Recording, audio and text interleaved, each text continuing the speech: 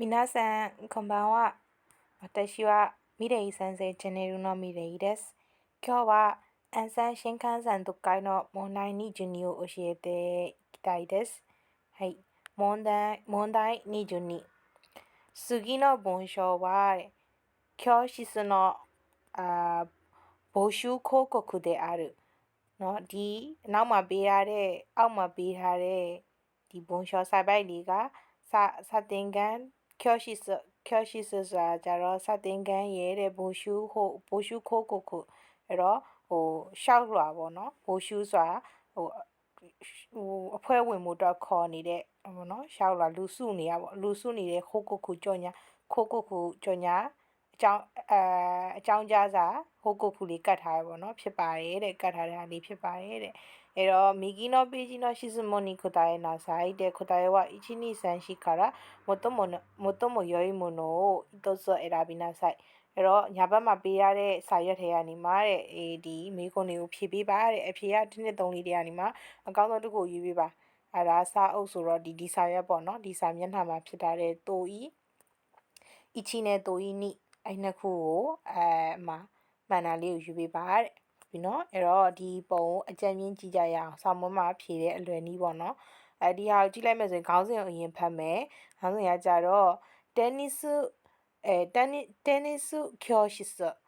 生徒募集테니스教室테니스 class တဲ့ 테니스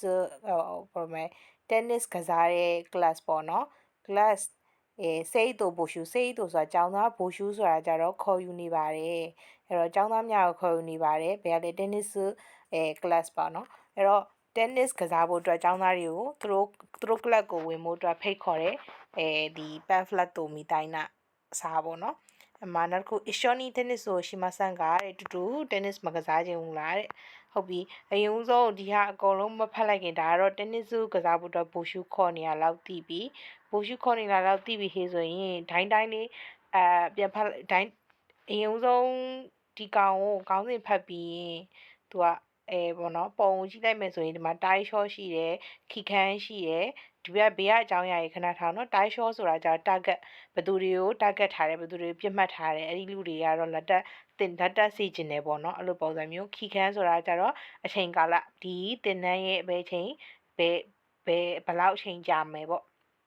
ပြီးရင်ဘာရှောကတော့ဘယ်နေရာမှာအဲ့ဒီတင်နန်းကို join ရမယ်ပေါ့ဖွင့်မယ်ပေါ့အဲ့ class ကဖွင့်လှစ်မယ်ပြီး day in ဆိုတာကြတော့သူတို့ class မှာလူဘယ်နှယောက်ပဲထားမယ်ပေါ့အဖွဲ့ဝင်ဘယ်နှယောက်ပဲသတ်မှတ်အဖွဲ့ဝင်လူကြီးရှိတယ်ပေါ့နော်ပြောချင်တာပြီးဟီရောဘယ်လောက်ဇရိတ်ကုန်ကြမယ်တော့ club ဝင်ကြီးဘယ်လောက်ပေးရမယ်ပေါ့နော်ပြီးခါကျရင်မူရှိကိုမီခိုးဟိုအဲ့တော့ဘလို့6လွှာတင်ရမယ်နီလန်နော်ပြီးအဲ့လိုမျိုးတွေအီရိုရေးထားတယ်နော်အဲ့လောက်ဆိုရင်ဒါဒီဘေးကညာဘက်ဟာတွေမဖတ်နိုင်ဘူးဒါဆိုရင်ဒါဒီတိုင်းဒီအချက်လက်တွေဒီလိုရှိတယ်ဆိုတဲ့ဟာကိုတိဖတ်ပြီးသွားပြီပြီးရတဲ့အောက်မှာကျတော့ဟာဂခီနိုအတေဆာခီပေါ့နော်ဒီလိပ်စာတွေရေးထားတယ်ဘာညာပေါ့ဖုန်းနံပါတ်နဲ့ပြီးအောက်ကကျတော့ဇေဟာလေးရှိတယ်ဒီဘက်မှာကြီးကန်အချိန်ဒီဘက်မှာကျတော့ဂေဇခစီမခုခင်နော်သူတို့တင်တန်းဖွင့်မဲ့အချိန်ဇယားပုံစံမျိုးလေးရေးထားတယ်နော်အချိန်ကိုပဲအချိန်ဇယားပုံစံนี้ရေးထားတယ်ပြီးရင်ဒီမှာ1 2 3 4ဘေးမှာတော့အချိန်က9မနက်ပိုင်း9နာရီကနေ10နာရီ20မနက်ပိုင်းရှိမယ်10နာရီ40ကနေနေ့လယ်12နာရီနေ့လယ်လောက်ရှိမယ်ပြီးတော့15နာရီကနေမှနေ့လယ်3နာရီကနေမှ4နာရီ20အထိအဲ့ဒါညနေခင်းလေးပေါ့အဲ့လိုလေးရှိမယ်ပြီးခါကျရင်9နာရီကနေမှ6နာရီ20အထိလုံးဝညနေဘက်ဖြစ်သွားတဲ့အချိန်လေးရှိမယ်တနေ့ကုန်အချိန်စင်းကိုသူကရေးရတယ်ဟုတ်ပြီနော်အဲ့တော့အဲ့လောက်ထိအကြမ်းမြင့်ကြည့်ပြီးဟေးဆိုရင်တို့ကမေကွန်းကိုသွားကြည့်လိုက်မယ်မေကွန်းမှာမေကွန်းဒီလိုပုံစံမျိုးဆိုရင်သူကဘာကြောင့်မေကွန်းကညာဘက်ကစာရွက်မှာရှိတာလဲဆိုတာမျိုးစောင်းဝင်းမာတာလို့စင်ရကြတော့နှစ်ဖက်လုံးမြင်ရတဲ့စာမျက်နှာမျိုးဖြစ်နေမှာနော်ဘယ်ဘက်ကမေကွန်းဆိုရင်ညာဘက်ကအဲ့လိုပေါ့တွေးဒီဘယ်ဘက်ကဒီ pamphlet တူကြီးဆိုရင်ညာဘက်ကဒီမေကွန်းစာရွက်ဖြစ်မှာဘာလို့ဆိုတော့တွဲကြည့်ရအောင်လို့သူကအဲ့လိုပေးထားတာဟုတ်ပြီနော်အဲ့တော့တိုးကြီးအချီကိုဖတ်ကြည့်မယ်ဆိုရင်လိုလားဆန်ကတင်းနစ်စုကိုတာခုတ်ကနိုင်ကလိုလားဆန်ကတင်းနစ်စုကိုလုံးဝမကစားဘူးတဲ့တင်းနစ်စုလုံးဝမကစားဘူးတဲ့ tennis မရိုက်ဖူးတဲ့လူတယောက်ပေါ့နော်မလိုက်လုံးဝမကစားဘူးပေမဲ့လေတဲ့ tennis ကိုနာလိုက်တိုက်တော့မတည်တို့ tennis ကိုတင်ကျင်တယ်တဲ့တင်ကျင်တယ်လို့တွေးနေပါတယ်တဲ့ guess အမအချိန်နေပါလာပြီအဲ့ဒီကိုလုံးကို white ထားမယ်ကိုကခဲတံပဲရှိတယ်ဆောင်းမွေးကန်းထဲမှာခဲတံပဲကန်လေးရကြောင့်မို့ white ထားမယ် guess sui moku အဲ့3ခုကတော့တဲ့အဲ့တော့ဒီ3ရက်ကတော့တဲ့သူခုကြီးဟန်ခါရာဂျူလခုကြီးမတဲ့မနက်9နာရီခွဲကနေညနေ4နာရီအထိတဲ့သူဂကခုဂခိုတဲ့နော်ဘန်ကော့စတေးတဲ့နော်ဟိုဘယ်လိုပဲဘာသာစကားသင်တန်းကျောင်းမှာတဲ့စာလေးလာနေရပါတယ်တဲ့အဲ့တော့အဲ့ဒီအချိန်တွေကိုဖယ်ရတော့မယ်ဒါ तू မအားတဲ့အချိန်တွေ तू အဲ့ဒီအချိန်မှာဆိုရင်တော့ तू စာတင်နေတယ်ပေါ့မအားဘူးပေါ့ပြီးရင်ဂတ်ခိုကာရာဒဲနစ်စုခရာဘူကအာရုီတဲကော့ဖွန်တဲအာရုနော်ဒီကျောင်းကနေမှာတဲ့ဒီ tennis club ကိုဆိုလို့ဆိုရင်တဲ့လမ်းလျှောက်9မိနစ်သွားရပါတယ်တဲ့သူအဲ့ဒါလည်းရေးထားတယ်အဲ့တော့လမ်းလျှောက်9မိနစ်ဆိုရင်အကယ်၍သူတင်တန်းပြီးလို့သွားမယ်ဆိုရင်ဒီမှာ4နာရီဆိုသူတင်တန်းပြီး16နာရီ4နာရီပေါ့နော်ညနေ4နာရီတင်တန်းပြီးဆိုရင်တော့မှ class ကိုသွားဖို့အတွက်ဆိုရင်သူက9မိနစ်လမ်းလျှောက်ရမယ်ဆိုတော့4နာရီသူ4နာရီ9မိနစ်နောက်ပိုင်းမှာရမယ်4နာရီ9မိနစ်နောက်ပိုင်းအချိန်တွေမှာသူ class ကို join လုပ်ရမယ်ဒီ guest ရောပြီးနဲ့ sui ရောပြီးမခုရောပြီးတွေဆိုရင်ဟုတ်ပြီနော်အဲ့မှာမေကွန်ကဒီမှာဆုံးသက်ပြီးလောဆန်ကနော်လောဆန်ကတိုရုခိုတိုကဒေကီရူခရာဆူဝဒိုရီကလောဆန်ဒီခုန schedule မှာရေးထားတဲ့ထဲကနေမှာ तू ယူလို့ရမယ့် class ကတဲ့ဘယ်ဟာဖြစ်ပါလိမ့်မယ်ဘယ်ဟာဖြစ်မလဲတဲ့သူက1 2 3လေးရေးထားတယ်ဒါပေမဲ့ A B C D တွေနဲ့နော်ခွဲရတာပေါ့နော် A ရှိမယ် C A ရှိမယ် C ရှိမယ် D ရှိမယ် F ရှိမယ် G ရှိမယ်အဲ့လိုခွဲရအောင်နော်အဲ့တော့အချိန်စီကိုသူပြန်ကြည့်အောင်ဒီမှာတော့အမလောဆန်က tennis ကိုလိုလာဆန်က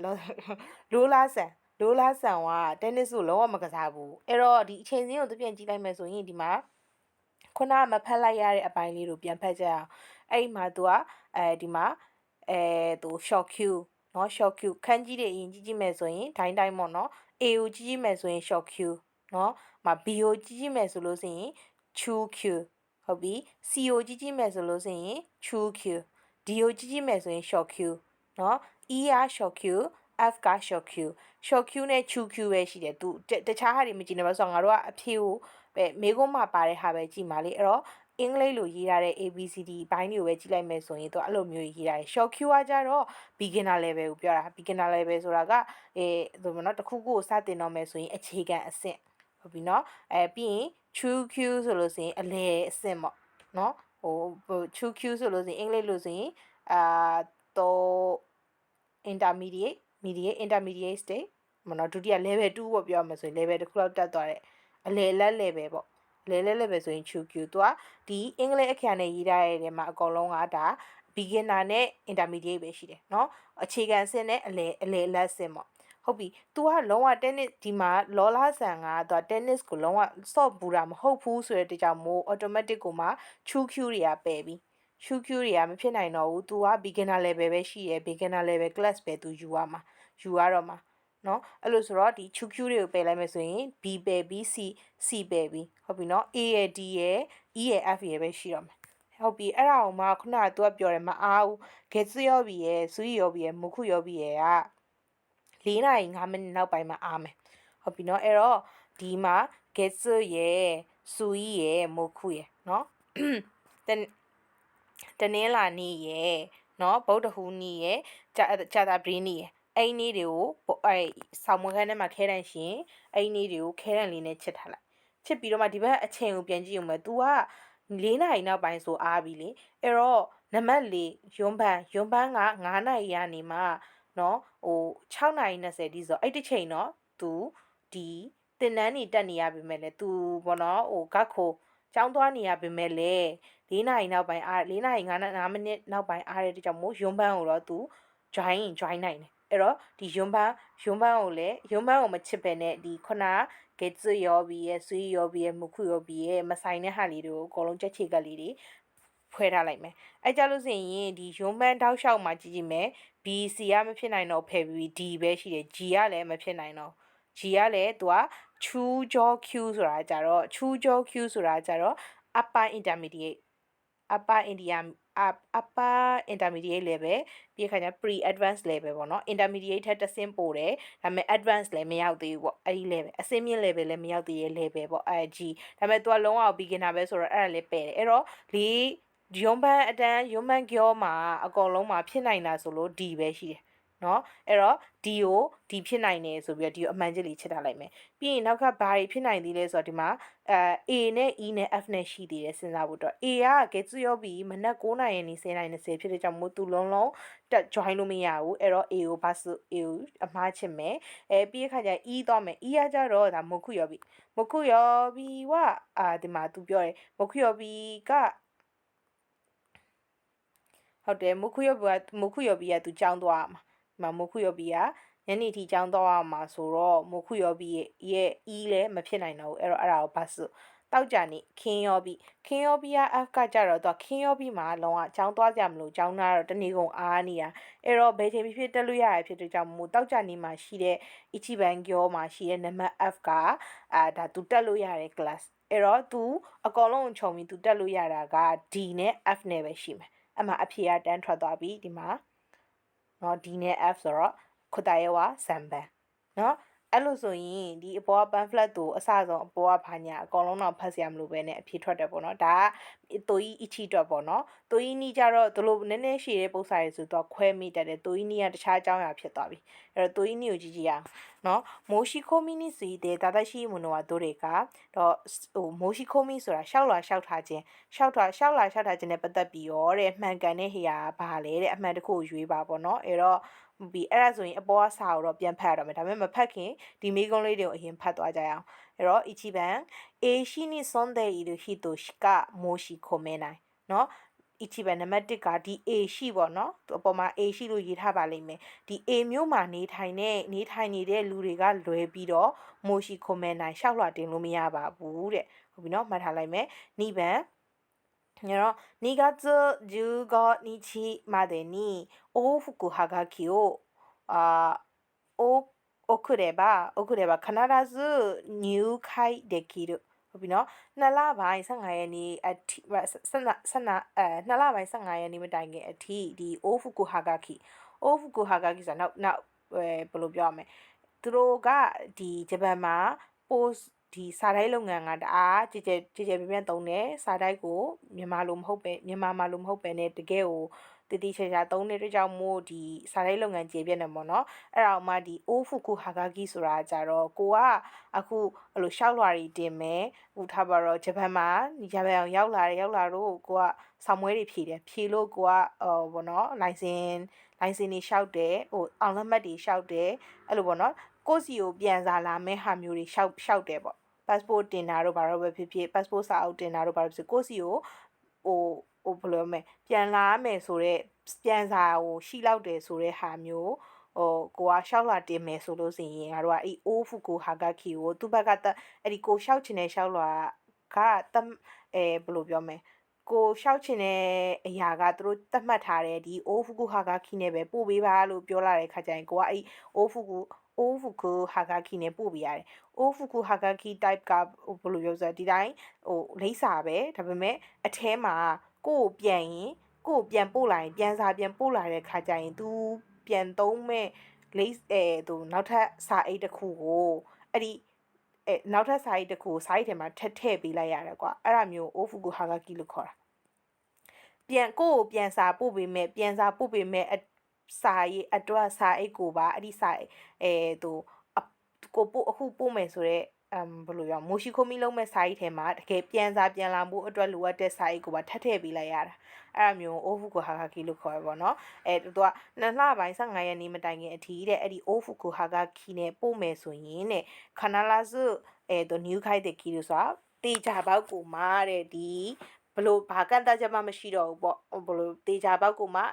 ဒီအဖွဲ့ဝင်နိုင်မယ်ပေါ့ tennis class ကိုတက်နိုင်မယ်ပေါ့အဲ့လိုရေးထားတယ်ပြင်ဆမ်းမမိုရှိခိုမီရှာကသူတေးရင်အီဂျိုနီနာတာဘိုင်ဝ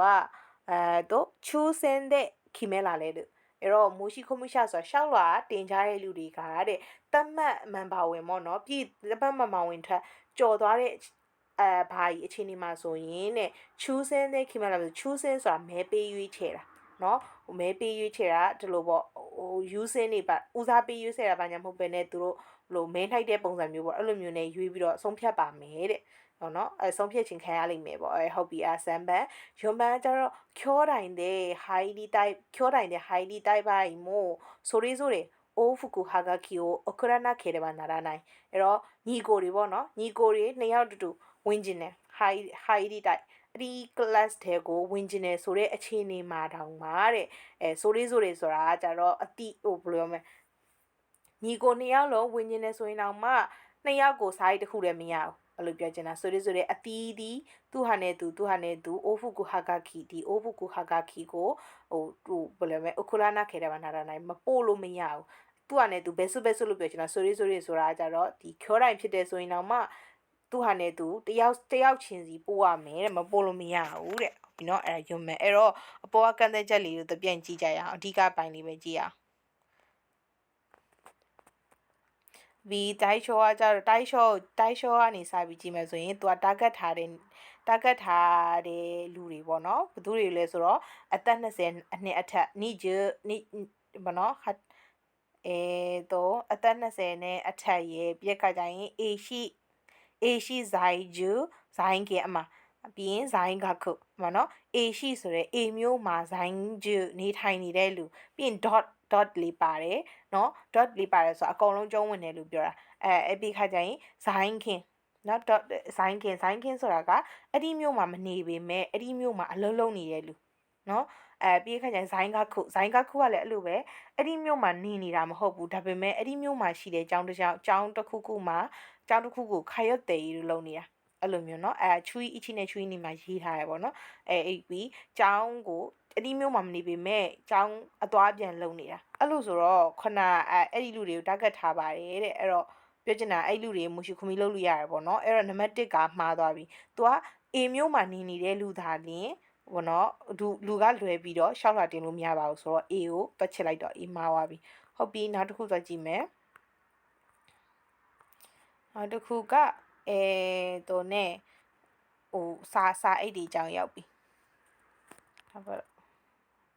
โอเคအချိန်နေကိုစုဘယ်လောက်ဒီနေရာတွေကိုခဏဖယ်ထားလိုက်အောင်ဒီမှာနောက်တစ်ခုတေးအင်းကကြတော့ခခုကရာစု14年まで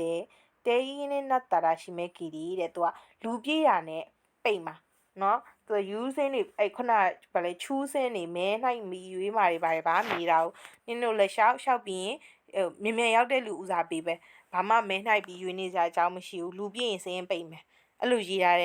ထားတဲ့ပုံစံမျိုးရှင်းလင်းရေးရတဲ့ကြောင့်မို့ဖြစ်တဲ့ကြောင့်မို့ငါတို့ကခုနဖတ်တဲ့အထဲမှာဆိုရင်ဒီချူးစင်မဲပေးပြီးချူးစင်တဲ့ခင်မဲလာတဲ့လူဆိုတာကြီးကမှားသွားပြီအဲ့တော့စမ်းပန်းကလည်းဘာစုဟုတ်ပြီနော်ဟုတ်ပြီအဲ့လိုမျိုးလေးကြည့်မယ်โอเคပြီးသွားတဲ့ခါကျရင်နောက်မိုရှိခိုမီဟိုကိုကြည့်ကြရအောင်အိုဖူကူဟာဂါကီပါလာပြီးအမဟီတိုရီအီချီမိုက်နော်တယောက်ကိုဒီဟာဂါကီတရွက်ပေါ့နော်ဟာဂါကီတစ်စောင်းလိုပါတယ်တစ်စောင်းကိုလိုပါတယ်အဲ့မှာအဲ့ဒီဟာဂါကီမှာပေါ့နော်ဗာကလပ်စုမဲကြီးတွေဗာရေးဆိုတော့ပြောချင်တာကဘသူနေတယောက်ကိုတရွက်ကတော့လိုတယ်တယောက်သူ့နဲ့သူပေါ့နော်တယောက်ကိုတရွက်လိုတယ်ဘသူမှပေါင်းပြီးပို့တာတွေဘာတွေမရအောင်အဲ့တော့ခုနနောက်ဆုံးနံပါတ်4ခေါ်တိုင်းတဲ့ဟာကြီးဒီတိုက်ဘာကြီးမို့နော်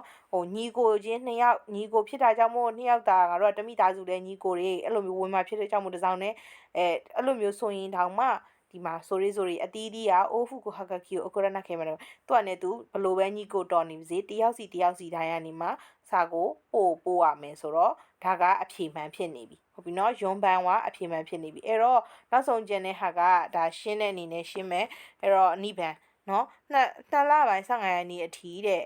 အိုဖူကူဟာဂါကီကိုအခုတဲ့ဘာခနာလာဇူနျူခိုက်တဲ့ကီတို့နော်ဒီ15ရက်နေ့မတိုင်ခင်အထိစာပို့မယ်ဆိုရင်တဲ့ဝင်ခွင့်ပေးတယ်ပေါ့